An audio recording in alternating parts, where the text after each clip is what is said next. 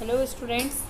तो पिछले पीरियड्स में मैंने आपको भारत की विदेश नीति के बारे में बताया था और अब हम पढ़ेंगे भारत पाकिस्तान समग्र वार्ता। संबंधों को सुधारने की दिशा में पहल करते हुए भारत ने 22 अक्टूबर 2003 को एक 12 सूत्रीय प्रस्ताव की घोषणा की, जिसमें मुख्य रूप से दोनों देशों के मध्य मेल जोल बढ़ाने तथा विश्वास पैदा करने वाले उपायों की चर्चा थी, जिसमें दोनों देशों ने निम्न 8 महत्वपूर्ण बिंदुओं पर समग्र वार्ता प्रक्रिया आरंभ करने का निर्णय लिया। फर्स्ट, गुजरात में सर क्रीक क्षेत्र। ध्यान देंगे स्टूडेंट्स, गुजरात में सर क्रीक क्षेत्र पर संप्रभुता का विवाद। दूसरा, तुलबुल नेविगेशन परियोजना पर पाकिस्तान की आपत्तियों का समाधान। नेक्स्ट, सियाचिन क्षेत्र में सीमांकन संबंधी विवाद। आतंकवाद तथा नशीली दवाओं के अवैध व्यापार पर नियंत्रण। नेक्स्ट, मैत्रीपूर्ण आदान प्रदान को प्रोत्साहन। फिर है आर्थिक तथा व्यापारिक सहयोग को बढ़ावा। नेक्स्ट, विश्वास उत्पन्न करने वाले उपायों सहित शांति व सुरक्षा की समस्याओं पर विचार। और नेक्स्ट है कश्मीर समस्या के समाधान के उपाय। लेकिन ये वार्ताएं अधिक नहीं चल सकी, क्योंकि भारत ने 2008 में पाकिस्तान स्थित आतंकवादियों द्वारा बम्बई में आतंकवादी हमले के विरोध में इन पर रोक लगा दी।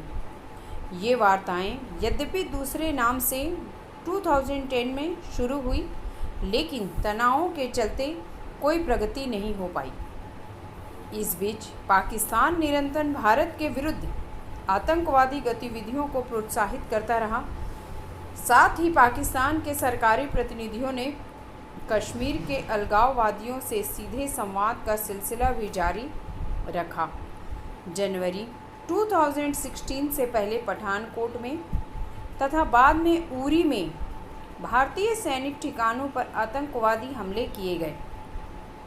परिणाम स्वरूप भारत ने पाकिस्तान के साथ न केवल बातचीत का सिलसिला रोक दिया है, वरन सितंबर 2016 में भारतीय सेना ने पाकिस्तान की सीमा के अंदर स्थित आतंकवादी ठिकानों पर सर्जिकल स्ट्राइक भी की थी। इसके साथ ही भारत ने आतंकवाद के आधार पर पाकिस्तान को वैश्विक स्तर पर अलग थलग करने की भी नीति अपनाई है। ऐसी स्थिति में दोनों देशों के बीच तनाव का माहौल बना हुआ है। फिर है नेक्स्ट, ट्रैक टू डिप्लोमेसी। यह कूटनीति का एक नया रूप है।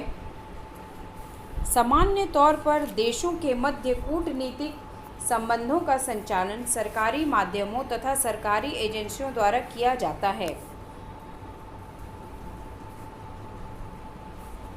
हर राज्य को अपने राष्ट्रीय हित को सुरक्षित व संवर्धित करने के लिए अपनी नीति बनाना ही विदेश नीति और इसका क्रियान्वयन कूटनीति कहलाता है। लेकिन विशेष परिस्थिति में प्राइवेट समूह तथा व्यक्ति भी कूटनीतिक संबंधों के संचालन में कई बार कूटनीतिक भूमिका का निर्वाह करते हैं।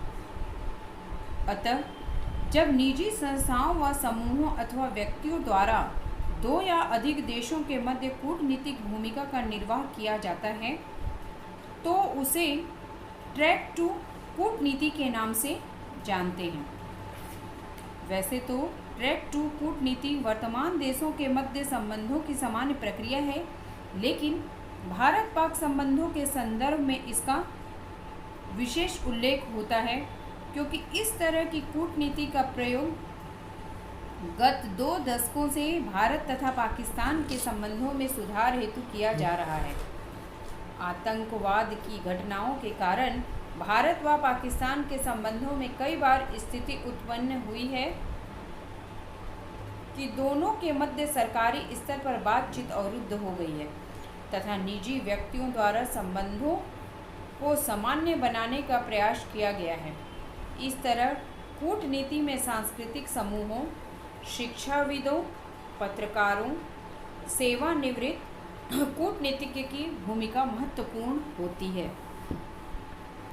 इस तरह की कूटनीति का मुख्य लाभ यह है कि इसमें लचीलापन होता है तथा इसके द्वारा दो देशों की जनता के बीच भी संबंधों को मजबूत किया जाता है।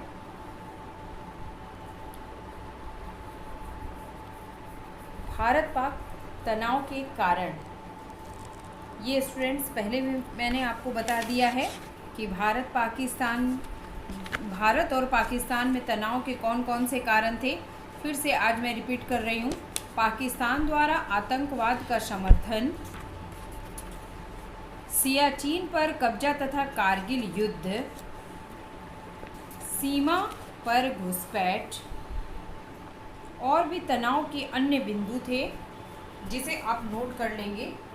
पाकिस्तान द्वारा भारत के साथ परमाणु क्षेत्र में बराबरी करने के लिए चीन की सहायता से मिसाइल व अन्य परमाणु हथियार विकसित करना, कश्मीर मुद्दे को वैश्विक मंचों पर उठाना तथा संयुक्त नदियों के जड़ बंटवारे का विवाद दोनों देशों के मध्य वर्तमान में तनाव के कारण हैं। और भी अन्य कारण हैं। भारत व पाकिस्तान के संबंध आज़ादी के बाद निरंतर तनावपूर्ण ही रहे हैं।